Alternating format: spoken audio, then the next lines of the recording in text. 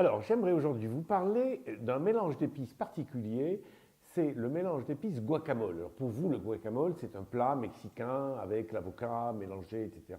Oui, c'est vrai. Mais il n'en demeure pas moins que pour faire ce plat, on utilise un certain nombre d'épices. Et ce mélange d'épices existe maintenant, vous le trouvez dans le commerce, ou alors vous pouvez le préparer vous-même.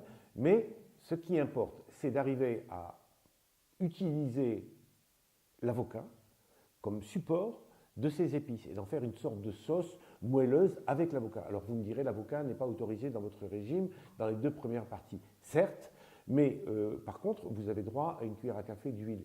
Donc une cuillère à café d'huile, ça fait quand même une bonne cuillère à soupe d'avocat. Donc avec ça, vous pouvez avoir suffisamment, en ajoutant toutes les épices qui se trouvent à l'intérieur, pour pouvoir préparer votre plat. Alors, ce mélange contient du cumin, du piment doux, de la coriandre, du piment fort, pas beaucoup, de l'oignon, de l'ail et du poivron. Et ça fait quelque chose d'assez...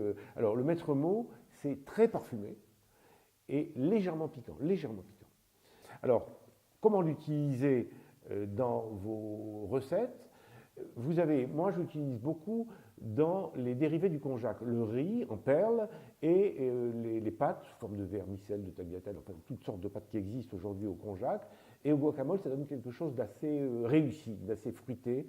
Les verrines de crevettes au guacamole, c'est parfait parce que la crevette, c'est une consistance particulière qui va bien avec le moelleux, l'onctuosité du guacamole. Le crabe au guacamole pour les mêmes raisons. Tomate au guacamole à la menthe. La menthe donne quelque chose d'un petit peu plus frais. Et puis, quelque chose que j'aime beaucoup, c'est cocktail d'endives et carottes râpées avec le mélange de guacamole. Voilà, et ben, vous vivez à l'heure mexicaine.